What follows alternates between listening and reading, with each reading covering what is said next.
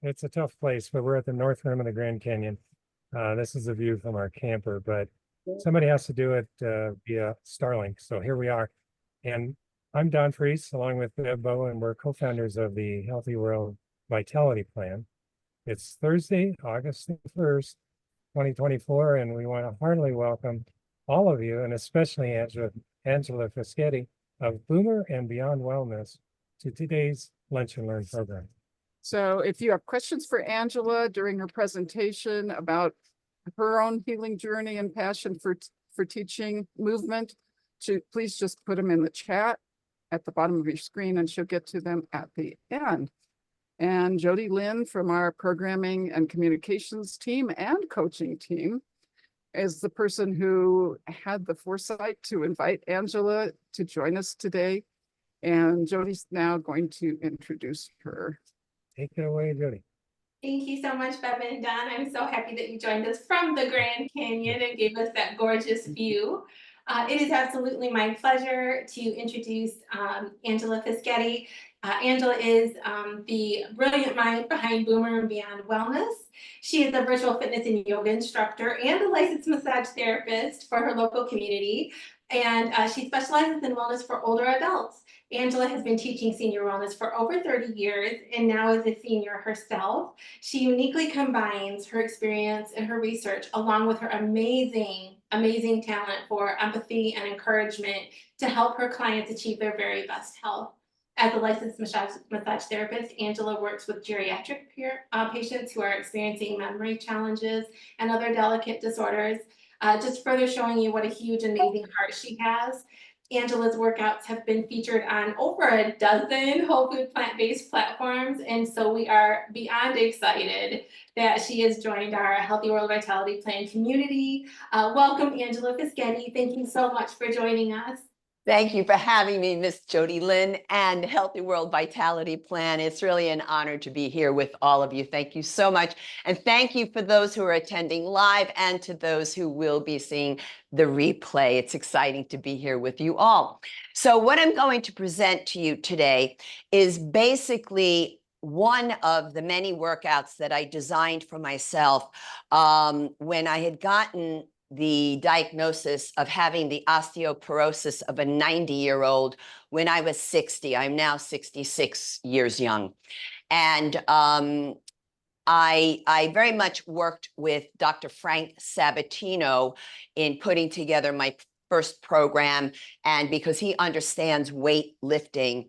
And it's very important to understand that if you have osteoporosis, you need to find out what you can do for yourself but in conjunction with your medical doctor, because if you can easily get what's called wedge fractures if you are over enthusiastic about approaching the work. You really have to have patience with it.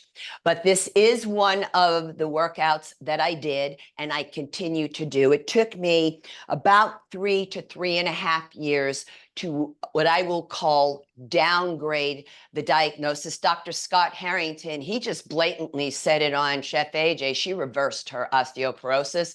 So I was like, well, okay, he said the word, I didn't, but I do use the word downgrade. And I say age-appropriate osteopenia because, look, osteoporosis is a pathology. Osteopenia is not. It is a natural byproduct of the aging process. And at 66 years young, I'm not afraid of the word. And maybe I could say something more like as we grow more seasoned in life, but losing estrogen correlates with the loss of bone density. Now, having said this, I'm not cocky about it, because if I were to stop weightlifting, you better believe I would return to an osteoporotic diagnosis, and we wouldn't want that, right?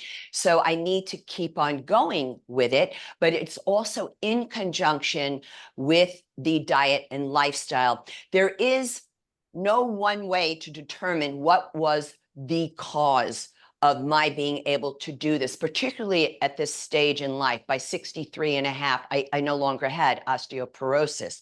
But even my medical doctors, the standard Western medical doctors, they were just like, I don't know what you're doing, because I had many other diagnoses, including 8 masses in my body, all this stuff going on. And I got it all in one sitting. And, but I knew, because I've been living a whole food plant-based, I've been living the lifestyle and eating this way since 1987. So I knew, because there were times that I went off track, that when I got these diagnoses, I was like, you've got to really tweak it and fine tune it. So that's when I found, I want to say it was about 2017 that I found Chef AJ online. And then about a year and a half later, Dr. Frank Sabatino was on one of her ultimate weight loss summits. And I just was actually multitasking while I was listening, right? I wasn't even watching, I was listening to the summit, multitasking. But what he was saying captivated me. And I was like, where did he say he's located? Because it turns out that he was in Deerfield Beach, was about a 65 to 70-mile drive from where I used to live in Miami Beach. So that's how I found him, and then ultimately water fasted and really fine-tuned the diet. So I do eat what's called SOFAs free, which is salt, oil, flour, alcohol, and sugar free. And for some, that might be very restrictive, but I do come from a background of disordered eating. I was talking to you folks about this beautiful farm in Arizona that I was on, but it was actually a rehab that I was at. And it was in a rehab with a lot of different addicts. And I had abused food in every way possible. But this particular rehab back in 1992 was run by all medical doctors and RNs who were yoga Sikhs. And they practiced the Kundalini line of yoga. And even back then, they said to me, you should be a yoga teacher. And it took me about another decade, but then I did get certified, not at Kundalini, at Hatha Yoga.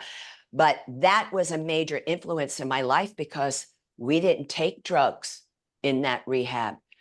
We ate vegetarian and vegan. I mean, they were way ahead of the curve in this whole process. And you can only imagine how that continues to serve me. What is it, like, 35, whatever years later, a long time. And so it's with these influences that helped me when there were times I went off track during the time. I don't know anybody who was absolutely linear with this approach to diet and lifestyle. And it was always cheese. My background is American Italian, and that would always pull me back in. But ultimately, I was able to set that aside and no longer turn to food, and not even to abuse exercise and stuff. But because I went off track is why I ultimately came down with osteoporosis and all these other diagnoses. But it was the return, true wholehearted return to the diet and lifestyle that lets me be able to do all of this with you and to share it with you, because I want you to understand that anything is possible with patience. You must have patience with yourself and be careful of the voices who tell us, oh, you can't do that. Oh, you're too fragile. You can't. I'm here to show you how you can. So we're going to move right into it now. So this is basically, we call this, I believe, a bone health fitness workout. And it really is that. I'm going to call it, well, this is a total body workout, my way on how to handle and help you prevent osteoporosis. It's my anecdotal approach, but it's founded in science. Why? Because the movements I'm about to teach you here today, 8 of them, are compound movements. And it's compound movements that are absolutely the one type of movement known to affect bone strength and muscle strength. Why? Because compound movements are where you are working multiple large muscles simultaneously with multiple joints. And I'm going to introduce to you the approach of supersetting. Supersetting means working 2 different exercises back to back without any rest. Now, the accessories we're going to be using here today will be a sticky yoga mat. And Maria, my buddy, has a gorilla mat just like mine, which I'm really, really impressed with. And she's using also, like I will be today, a workout bench. Is this a requirement? No, you can use a nice sturdy chair. However, folks, please, no wheels on your chair. I don't care if they lock. Please, no wheels and no arms to the chair. And make sure there's no throw rug underneath you. You want a nice flat surface. And then for my weights today, I'll be using a variety of them. And I'm going to be working between 8 to 25 pound weights. I don't care if you have no weights or if you have 1 pound weights, it's all going to work for you. And I'll explain in just a moment. Now, I'm going to move right into what I think is probably the lengthiest part of my chat here with you today. And it is the most important part of the chat. And Jody's acquainted with my approach here. So, my precautionary measures and medical disclaimers. So first off, the mats, they are made out of latex. You want to look for non-latex or latex-free if you have an allergy. Also, if you have any knee issues, so in particular with flexion of the knees, bending your knees. I want to show you something here because I'm going to be teaching you squats today, deadlifts, and lunges. I'm going to take it to my wall and just going to show you what you can do as an alternative. Bear with me because it's the only wall space I have that's free for you on camera. So I've got my knees bent. However, because of knee issues, you can stay up higher. And if you feel like going lower, that's fine. Just do not drop your hips below your knees. So I'm lining up. My ankles are slightly forward of my knees, and then my ankles are in the same line as my knees. I'm traveling up the thigh to the high pelvic bone. So they're all in the same line as each other. Now, this is a great alternative also for those of you with back spine issues. In particular, if you've been told not to bend down and pick up something, this is flexion of the spine. This can also include those of you with osteoporosis of the spine and postural deviations, in particular, hyperkyphosis, the one where you're kind of hunched. So if you use the wall seat, and it's also known as a wall sit, for those of you with hyperkyphosis, put a pillow behind your head because the tendency is to have a forward head posture. We want to help that for you. Now, also, if you are medicated or not for hypertension, if you have GERD or vertigo, please avoid this position of your neck. That's flexion of the cervical spine. A lot of people, when they're working out, they're looking down. I would like you to keep your head neutral. Conversely, those of you who may have had a transient ischemic attack or a stroke, you're going to see me do a movement at one point where I take this nice back extension. It's a back bend, also known as a spine extension. So, I'm going to go back, and the neck is perfectly capable of hyperextension. You won't cause a problem. However, for TIA stroke, I need your head neutral. You can take as deep or as small of as a back bend as you like, but for TIA stroke, please keep the chin head neutral.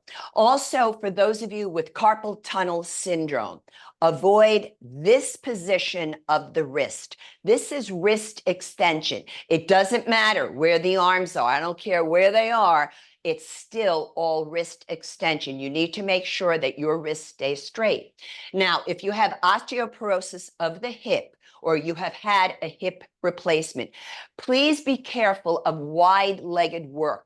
I will be doing a sumo squat, right? This is a nice wide squat. So for those of you, you can narrow your squat or even take it to the wall. Also, if you have golfer's elbow or tennis elbow, so this would be medial epicondylitis or lateral epicondylitis. Any bicep, tricep work, you need to get more information about it from your medical healthcare practitioner to determine if these movements are appropriate for you, because the symptoms for golfers and tennis elbow are very individual. You can have the diagnosis and have completely different symptoms from somebody else who has it. It has to do with the bones at the elbow joint. And also, if you have any vestibular challenges, I'm going to be doing a lateral lunge. And this too, by the way, for hip replacement and osteoporosis of the hip, you might want to take a basic squat. But for vestibular challenges, unilateral work, meaning you're working one side at a time, could be an issue for you. So I would do something with both legs bilaterally. And one other tip for those of you with vestibular challenges, never work out by yourself. Always have a companion with you. So I'm just checking my notes, making sure I got it all covered. So those are the modifications I'd like you to apply to the workout. Now, just some information I'd like to offer to you. Always make sure that you keep yourselves properly hydrated while you're training. However, if you have kidney or bladder issues and you've been told not to drink a lot of water, well, you follow that advice, please. Also, feel free to stop and rest whenever you need to. However, I'm not inviting you to quit. So what happens is, we were talking before about how we can kind of get tunnel vision with the I can't. I'm just going to ask you to step outside your comfort zone and look for what you can do. And the reason why I'm telling you this is because you can walk out of this even with one exercise that'll work for you. This is how you can build your own personalized exercise protocol. If you have any chronic concern at all, whether or not I mentioned them, please feel free to not do the work yet, to not participate, but to preview the video. Look for what you can do. But if you're not sure, then I would invite the medical healthcare practitioner who knows your body best to preview the video as well, to help you make an informed decision, folks, because that's what this is about, an informed decision. You don't have to be afraid. You don't need to second guess. Just get your information and feel proud about that so you can go forward with the work.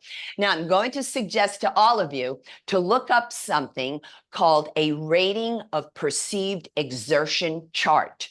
It's an RPE chart. I like the one by Borg, B-O-R-G, and it's a subjective 0 through 10 scale. And it's a wonderful way to help you gauge your own effort during your workout. So it could be a wonderful tool for those of you on certain medications like beta blockers, and maybe you don't know how to take your own heart rate while you're working out. And it is advised for the demographic of this particular platform to work out at an RPE between 3 and 6. Now, one other thing I'd like you to look up, and I can always send you a link to Jody or Maria, is I have a warm-up and cool-down video, one video on my channel, my YouTube channel, which is Boomer and Beyond Wellness. You can interchange the movements. The reason why I'm telling you this is because it is very important for those of us 55 years and above to warm up for 10 minutes prior to any workout. So what are we going to do here today with our osteoporosis my way total body workout with compound movements and supersets? So I told you earlier, we're going to work 8 exercises and we're going to do them vertically without the equipment. This is to help those of you who are new to exercise, new to strength training, but particularly for those of you who have those chronic concerns.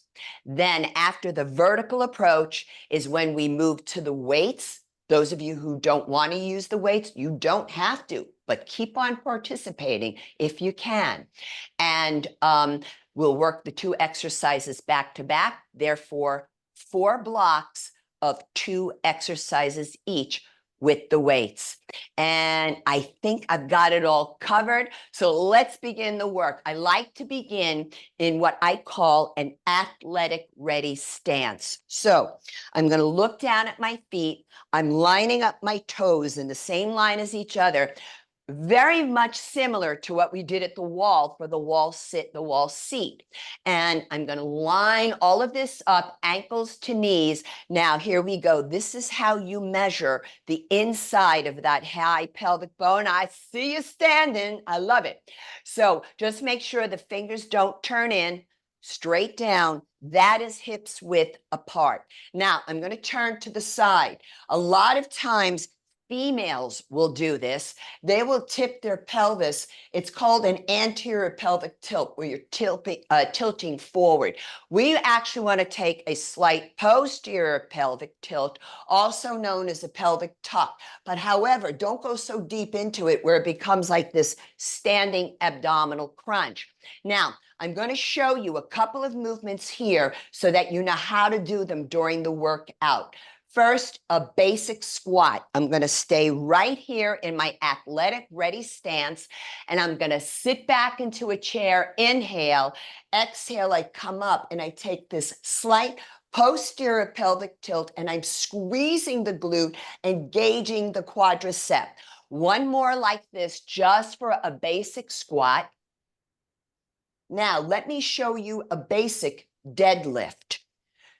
As opposed to a squat where we sit back into a chair, I am going to bend the knees, but I'm going to hip hinge. Chin is up, slight posterior pelvic tilt, squeezing the glute.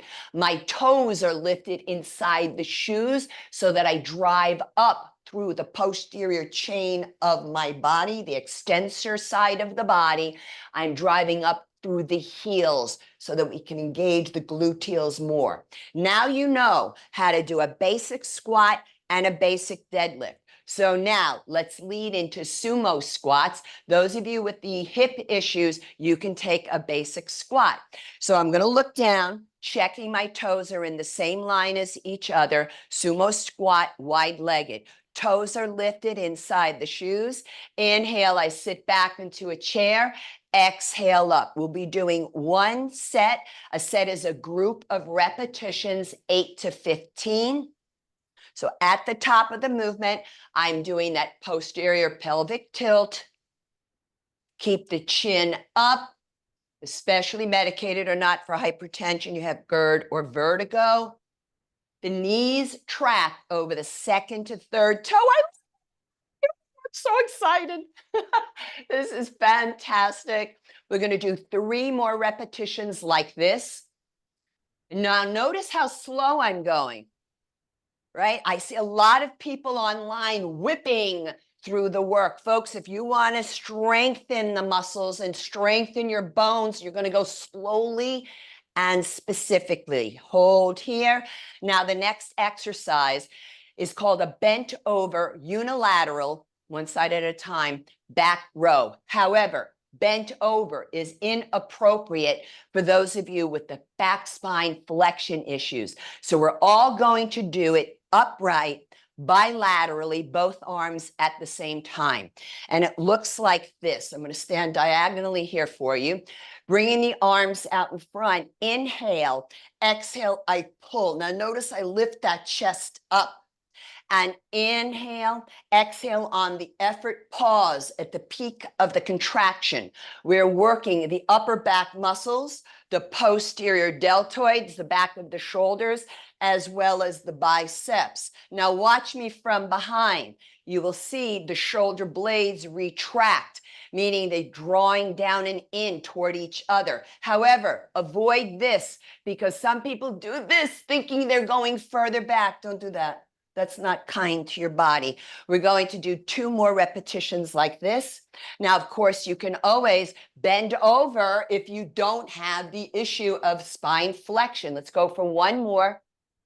And slowly come on up. Now, for the second block, we have Romanian deadlifts. You already know how to do a basic deadlift, but I'll teach you the Romanian, and we're doing this with straight arm pushback. So Romanian deadlift is when I, on purpose, step my feet just a little wider than my hips, not as wide as a sumo squat, all right? My fingertips are literally touching my thighs. Toes are lifted. Inhale, I hip hinge. Exhale, come up. Here it is. Posterior pelvic tuck squeeze. This is not a big hip thrust, folks. I want you to be able to bend down and pick up something and get up without any problems. Every single exercise I'm teaching you here today will benefit activities of daily living and your functionality. Good. Just keep that chin up, please. Exhale at the top. Inhale as you hinge. Exhale at the top. Now, another reason why I like the toes lifted inside the shoes and the chin up is because I want you to keep the cervical spine of the neck doing the same movement as the lumbar spine of the low back, and that's a natural lordotic curve. And with the toes lifted, I'm strengthening those shin muscles, which never get any love. 1 more. And that's excellent. Hold here for your balance and your knees. Now we're going to do lateral lunges with a plank.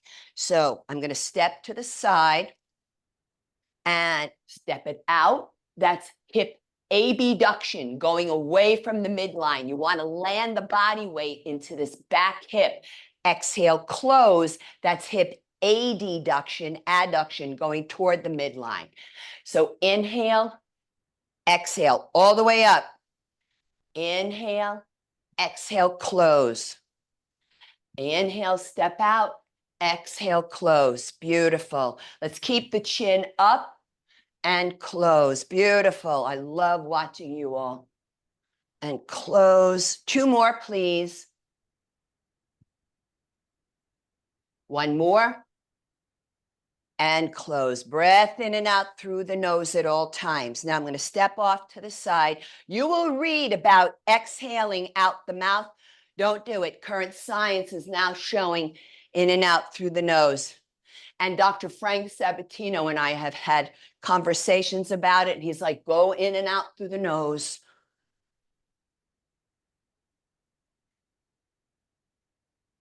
Stepping out and closing. Beautiful. Inhale, exhale. You always want to be specific and have intention to your movements. Let's go for 1 more. And close. Great. Now we're going to do this, please, with a plank. So if you can't work at the floor, feel free to take your plank to the wall. Be careful. Carpal tunnel syndrome, your hand's going to be like this, all right? So therefore, for carpal tunnel syndrome, you can make a soft fist. Do not turn your fingernails into your flesh. You can get hurt, right? So just a soft fist. And you can work straight arm like so, and it's actually kind of great for the wrist and the forearm as well. So let me come down here, and I'm going to turn this way. Now, what I'm going to do here for the warm-up phase is I'm just going to hold with 1 leg out behind me and 1 knee down, just in case you need a modification. The head is lifted, and you're looking out in front. Now I'm going to lower one knee and straighten the outside leg, holding here. So basically I'm just doing for the warm-up part, 15-second hold on each side. Fingers are stretched wide apart. Belly button is in, engaging the thigh, and then lowering the knee down and coming back up. Now for the final block, we'll be doing basic squats along with a low plank, actually excellent for those of you with carpal tunnel. So I'm going to show this to the side and then I'll face you again. Athletic ready stance. Inhale, sit back into a chair. Exhale, drive it up. Head and chest are lifted. And I really make sure that I am engaging the muscles, pausing at the peak of the contraction. I like to think E, exhale, effort. Keep going. I'm just going to face you for a few repetitions. Careful of leaning forward. I want you to think more, sit back into a chair. This is not about how low you go. It's about how far back that chair is. Arms out in front when you lower down. Arms out in front. That's it. And behind you, one more. And come on up. So now low plank. This is why it's really great for those of you with carpal tunnel. You're going to come down, palms flat, and wrist, elbows, shoulders, same line. Make sure I don't hit my bench and the legs are out. But I'm just going to, for the warm up, show you one leg. You want to make sure when you're doing planks that you're not dropping your head. If you have a hard time holding your head up, put a yoga block underneath the forehead. And then I'm going to change sides. Remember, at the full workout, I will be holding for 1 minute each plank. You do not have to hold that long if you don't want to. And you can also alternate one knee and then the other. And then let's lower it down and take it on up. I have a cat. It's like I have cat hair all over, and I promise you, I just vacuumed. Okay, now let's go right into the full workout. I'm going to grab my weights. Block number 1, sumo squats with my bent over unilateral back row. I'm grabbing my 25-pound weights for my sumo squat, placing them on my thighs, puff up the chest. You got your stuff? Yep, we good? All right, let's work it. Inhale, sit back. Exhale, come on up. Pelvic tuck squeeze. We want the knees to track over the second to third toes, folks.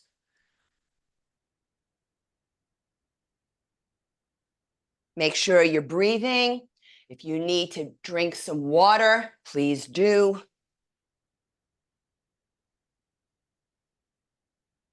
Sit back into the chair. Sit back, chest and head up. Good. 2 more, please.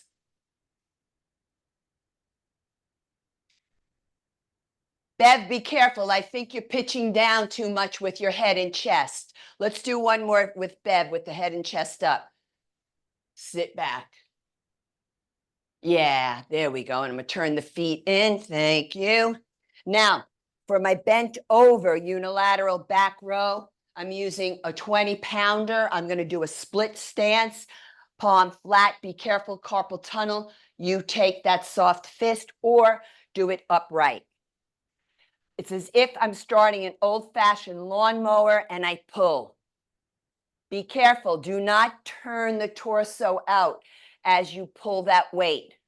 You want your eye gaze out in front, your hips and your chest facing straight forward, not rotated out. You're going to pull, inhale, exhale, pause at the peak of the contraction.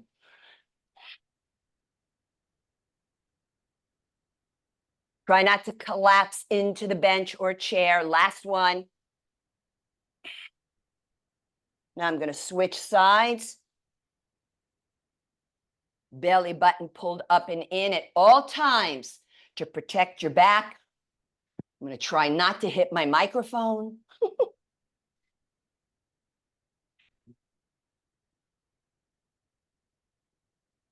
And you hear my breath deepening, that is for sure. One more. Nope, I'm going for another one. Great. Now, back to sumo squat. So you see how superset works. You can get a lot of work done in a short period of time. Oops, too close to the camera. Okay, here we go. Sit back and up. So it's not about a deadlift. A deadlift is the one where you're bending definitely forward into a full spine flexion, but not a squat. Head up, head up. I see some people dropping the chin down. Let's keep the chin neutral, folks. Eye gaze out in front. I want you to be able to get up and down from a chair. I want you to be able to get in and out of your car and up and down from the commode.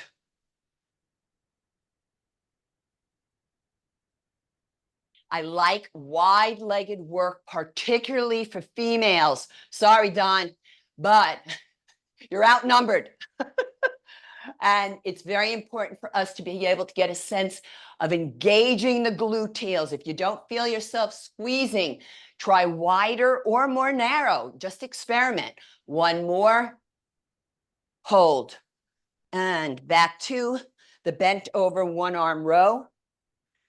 Again, working upper back muscles, posterior delt, biceps, and forearms.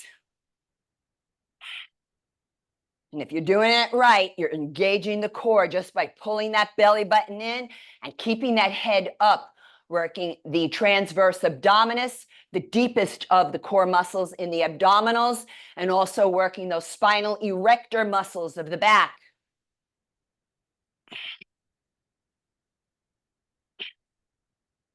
One more.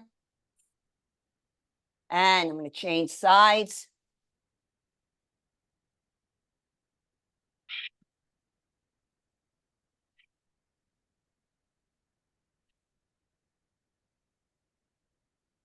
Remember, it's like you're starting an old-fashioned lawnmower.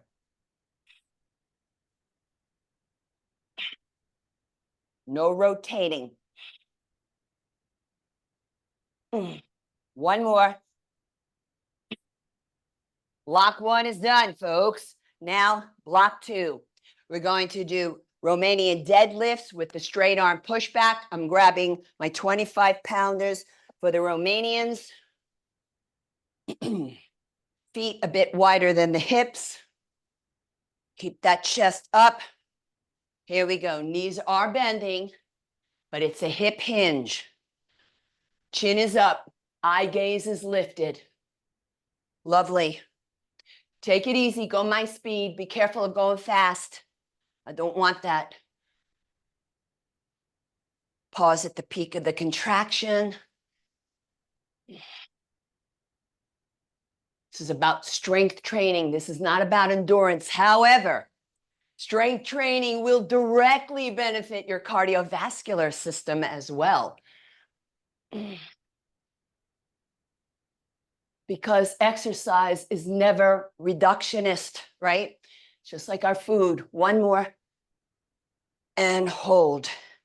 Now, for my straight arm push back or press back, it's known as both, I'm using 8-pound weights. I'm going to stay upright only because I was working with 25 pounds in each arm and the other one. So I'm going to choose upright, but you can choose bent over. I'm beginning here. It's called a narrow grip, where the palms face each other. Notice where my weights are. They're not here. They're here. That's my start point. So now I'm going to bring them back, and there's so much core right here, folks. This is all core. Abdominals, spinal erectors, gluteals, hamstrings. It's not about reaching back real far, because when you're weighted, you won't be able to. Let's keep the head up. Exhale, working the posterior deltoids, upper back, and triceps.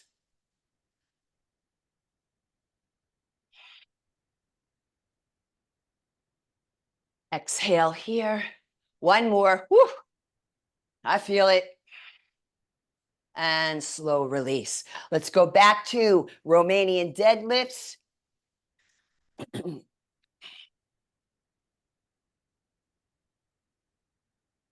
Here we go.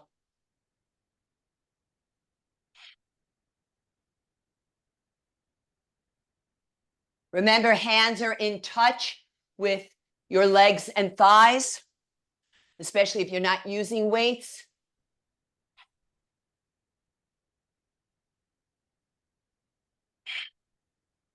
Couple of more repetitions. Chin up. 2 more. Hip hinge.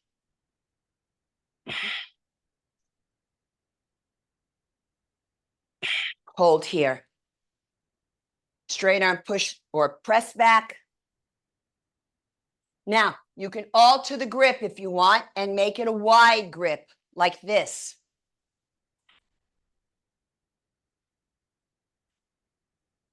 Straight back, not toward each other. Look at me, Don, look at me. Here's my start position. And then, so I don't bring the arms forward and I'm not bending the elbows.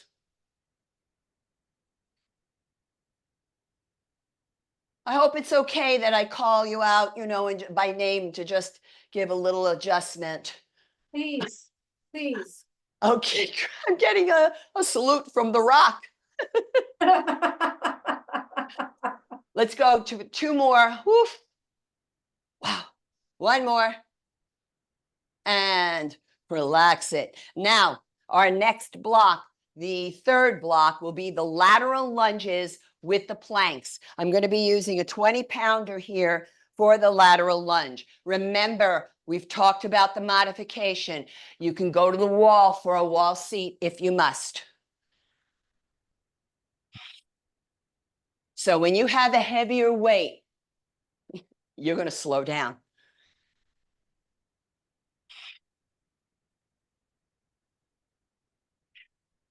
So you want to try to make sure you're really stepping out laterally and not stepping back. So stepping to the side versus stepping back. 1 more.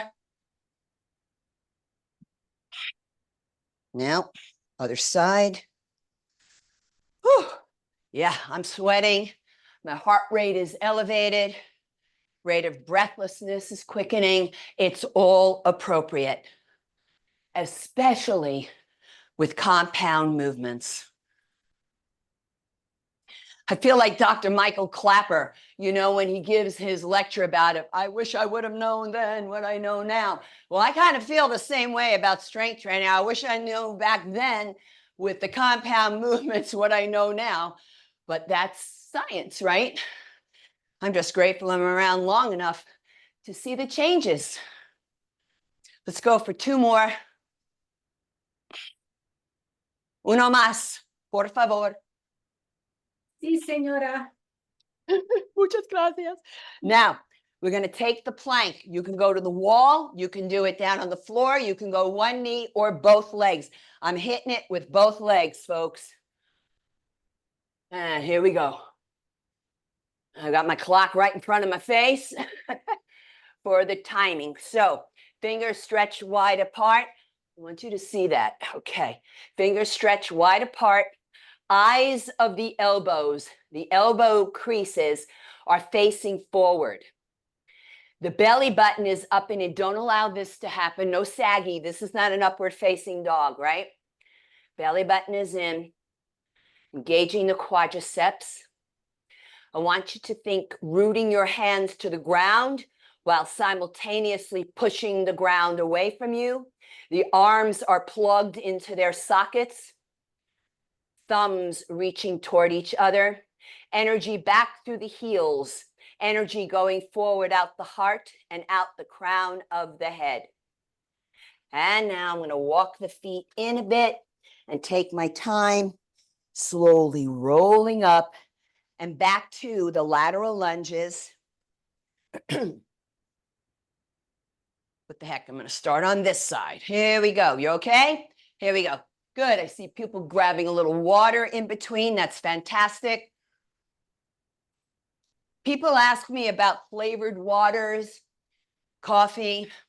I just know the science as presented to me by my, when I've done a lot of reading with Harvard Health Publishing, they talk about water. That's good enough science for me. I don't even drink the other stuff, so I don't even know.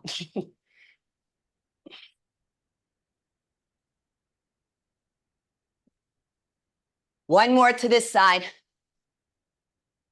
Let's take it over. Be careful, no falling off of a cliff, not allowed. Okay.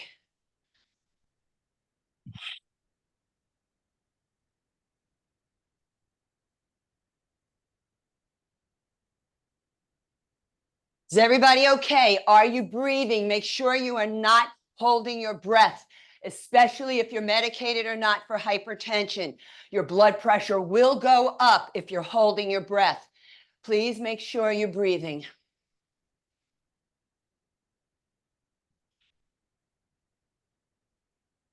Oh, God. One more. Okay. Back to our plank. So let me show you the alternative for carpal tunnel. I'm going to close the fingers, but not the fingernails into the skin. And straight wrist, pop it out. Here we go. Is it a bit more challenging? Yes. What I like about it a lot is with this hand position, it's excellent for strengthening your forearms and wrists.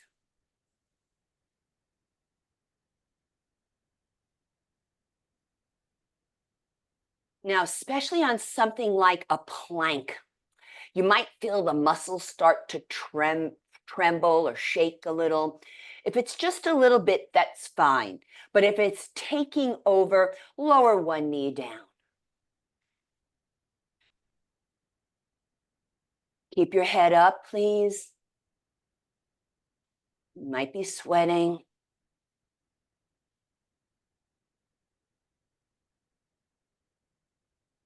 Still engaging abdominals, still engaging the quads, pushing the ground away while rooting the hands to the ground. Wonderful. Now I'm going to flatten my palms and I'm going to come into a downward facing dog because we're in between the blocks. And step it forward, slowly rolling up. Take a couple of nice big shoulder rolls. And if you need any water, grab it. Now we're going to do our last block, which are squats with low plank. So I'm going to return to my 25s, facing you for a bit. I got sweat all over my mat. Okay. So the toes are lifted. Inhale, I sit back into the chair. Exhale up, pelvic tuck squeeze. Do not let the weights wander out in front of your knees. Keep them back. Don't let the arms wander forward. Notice chin is up, pelvic tuck squeeze. Everybody doing okay? Give me a thumbs up. I see one. Beautiful. Thank you. I appreciate that. Let's go for two more, please. Make sure you pause at the peak. And last one here. Hold. Okay. Back to now a low plank. Another wonderful alternative for carpal tunnel. So you can do one leg at a time or full out, elbows down, both legs up. Here we go. Just checking the clock. So fingers are spread out wide, lining up wrist to elbow to shoulder joint, belly button in, again and still, quadriceps engaged. Lots of bicep work here, folks. And when the arms are straight, lots of bicep and tricep work. So this is the stuff we want to be careful of for those of you with golfers or tennis elbow. Also, sometimes people cup their wrists like this.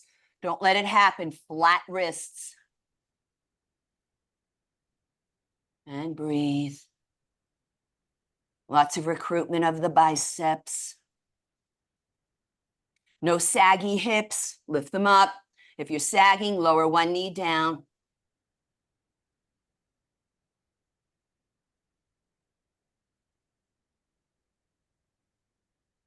A little bit more. Might be going over about 5 seconds. I'm not sure. Sometimes I forget. And I'm going to lower the knees down and slowly roll back up. Back to squats.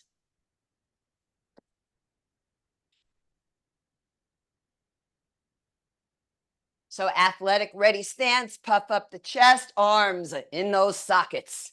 And here we go. So I have a winged scapula, which means one arm drops down way longer than the opposite. So that's why sometimes I just have to set myself and get those arms plugged back in.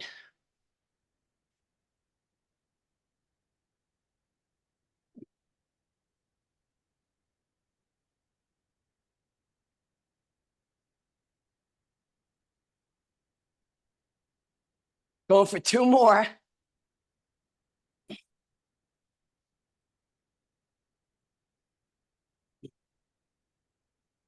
And another hand position to help those with carpal tunnel, or if you want to try it. Interlock the fingers, however, tuck in one pinky so that when your hands are down, you're flush to the mat, okay? So I'm going to take it down like that here. Let me come back a little bit so you can see it. Yeah, okay. Lots of bicep recruitment. Just checking the clock. Resist the floor. No dropping like this with the shoulders nice and high.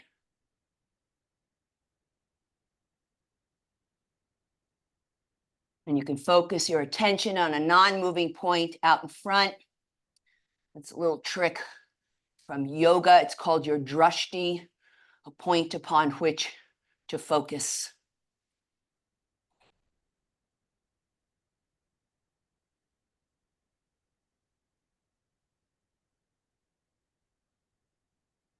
Head is up. Face, mouth, soft.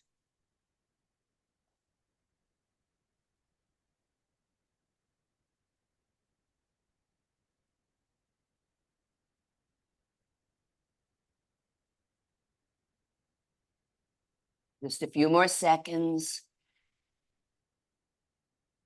And lower the knees down. Carefully roll back up. Now stay with me on this, folks. Stay with me. Some nice big shoulder rolls. Not elbow pumps, not this. This is not a shoulder roll.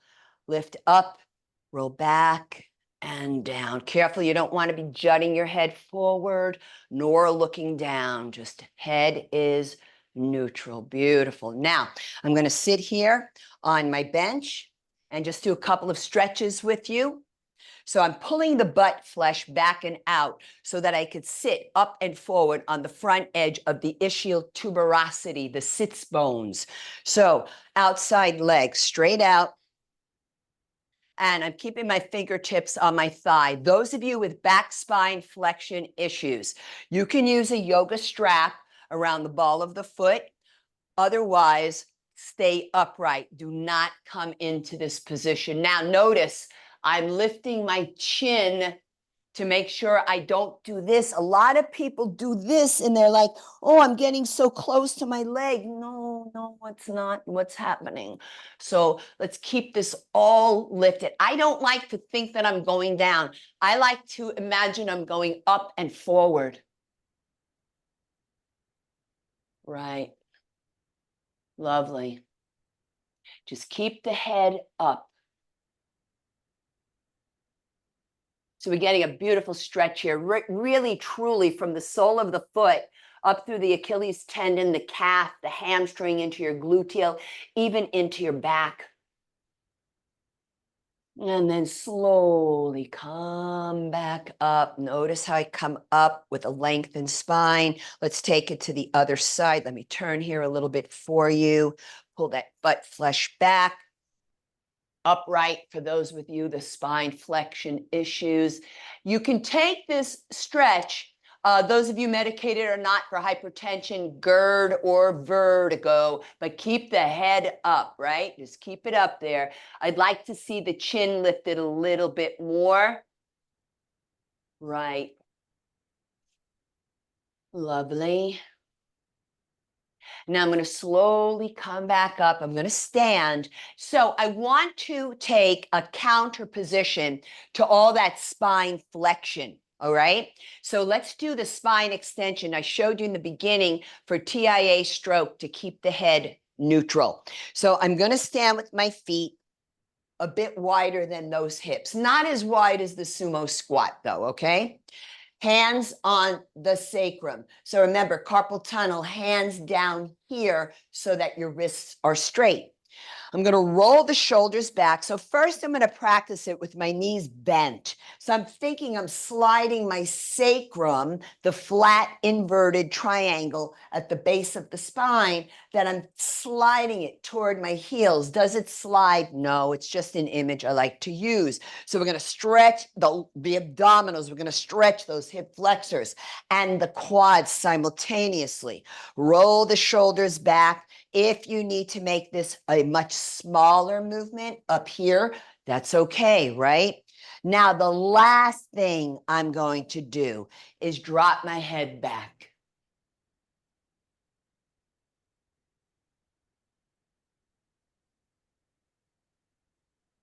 You can also experiment with your legs straight.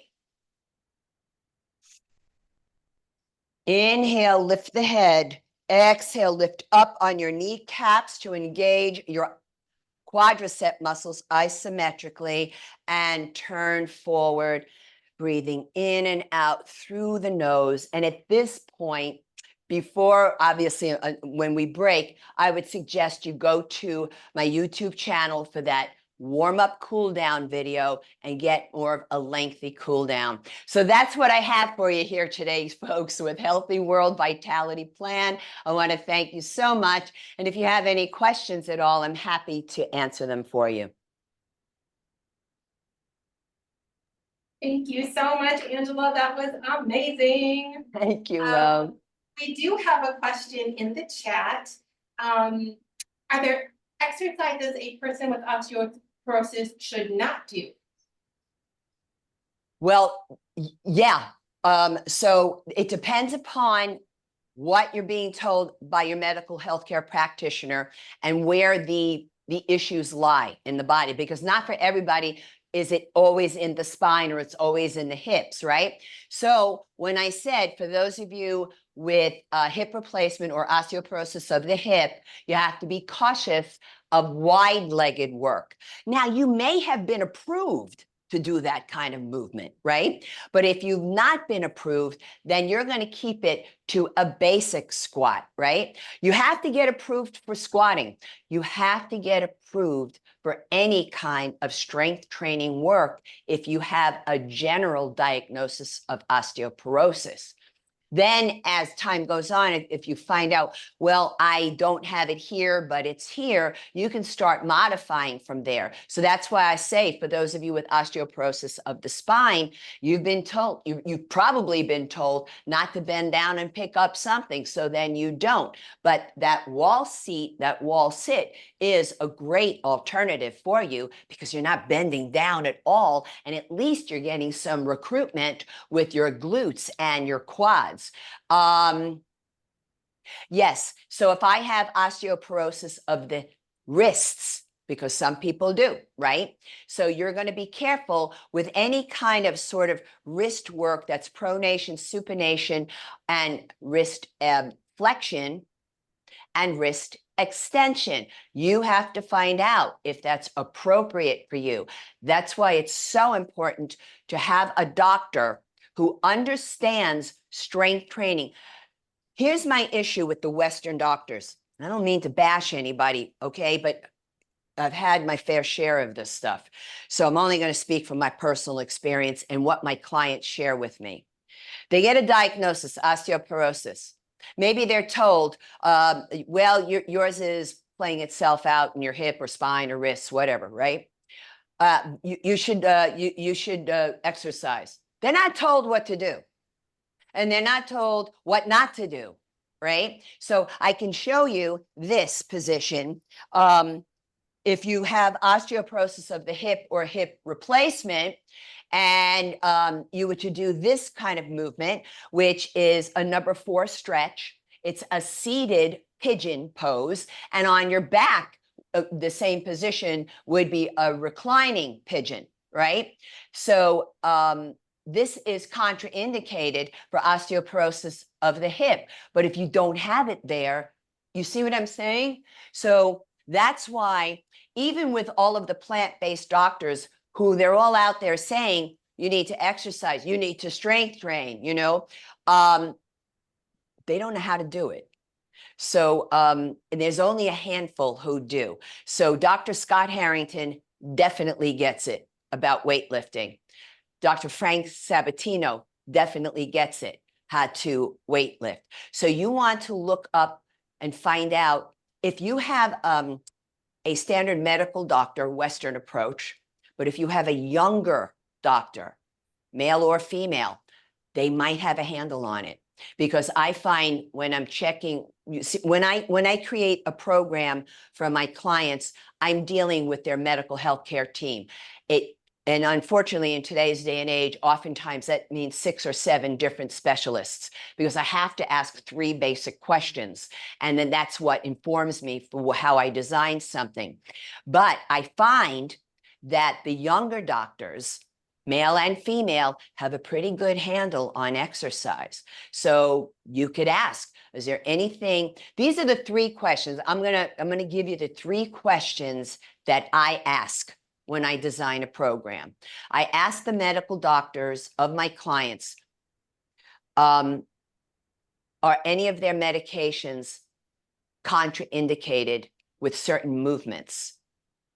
So I need to know, because some movements, like if you're medicated for hypertension and I'm going to have you down on the floor, well, on your back, I'm going to have you have a little pillow or a little towel underneath your head, right?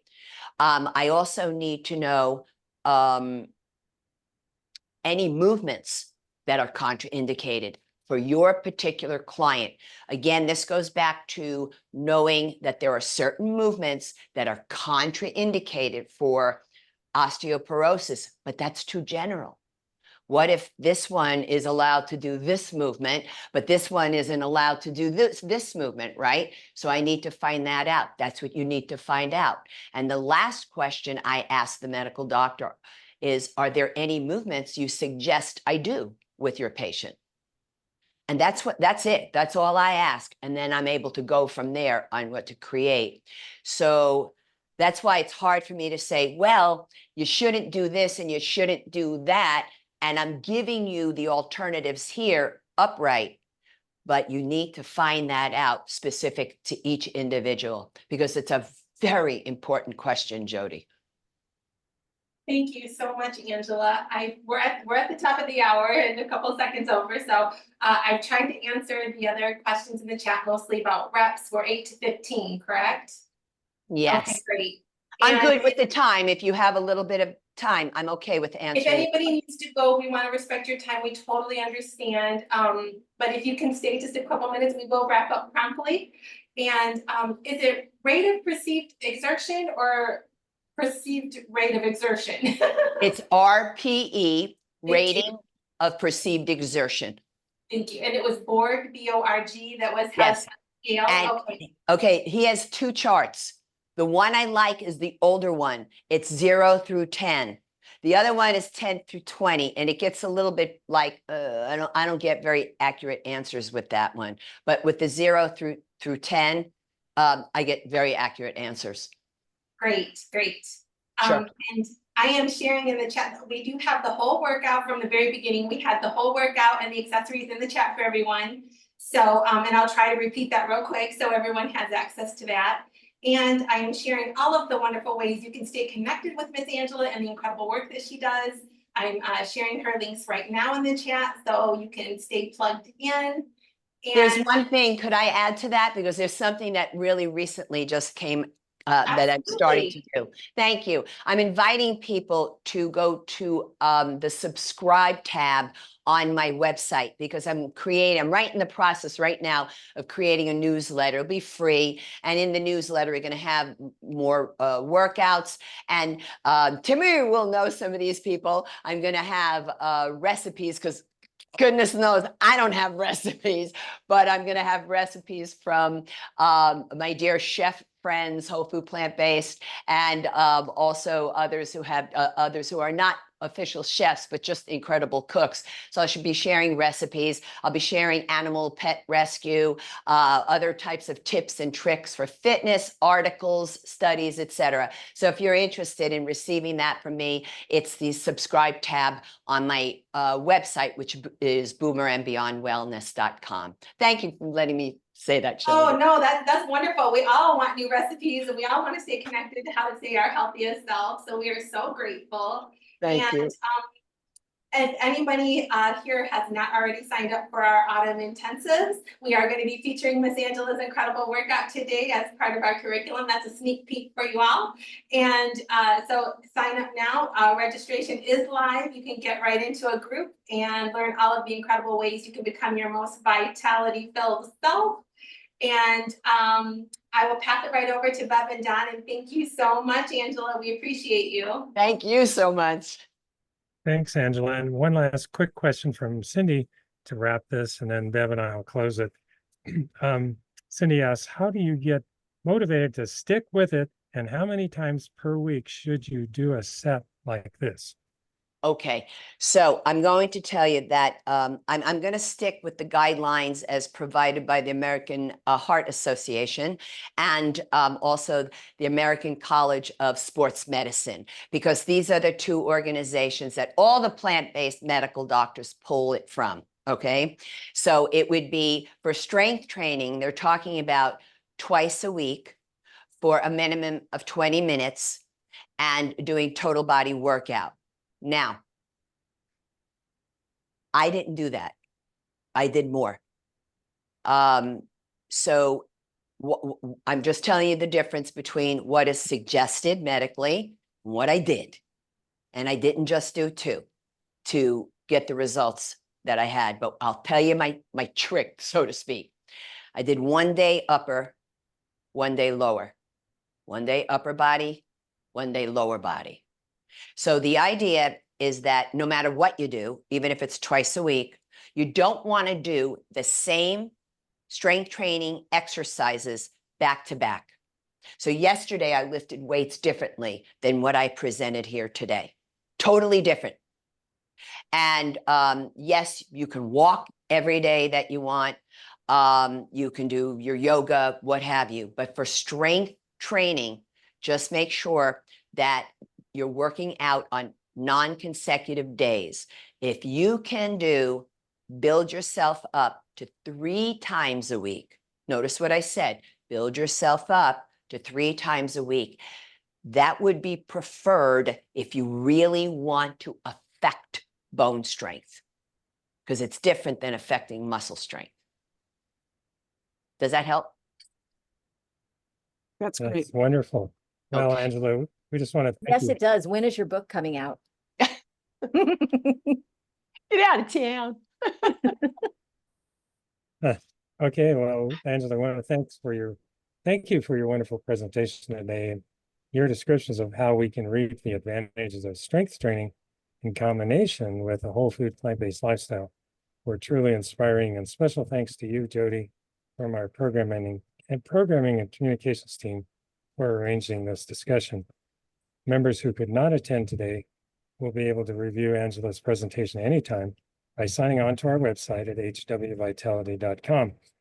If you are not yet a Healthy World Vitality member and would like to have access to this and all recordings of our monthly Lunch and Learn programs and other special programs and qualify for enrollment in our 11-week group classes offered twice yearly, please go to hwvitality.com and click the button that says Join HWVP. And just a reminder, a month from today, September 5th, we have, and it's so appropriate with what's going on now, we have Dotsie Bausch, Olympic silver medalist, cyclist, founder of Switch for Good, and she's going to talk about ditch dairy, feel awesome, and save the world. Just a couple things that are minor. Minor things. So you can sign up and we'll send you the link for that program as the date gets near. So we'll see you all then. Thanks for being here. Thank you. Thank you. Thanks. Thanks, Angela.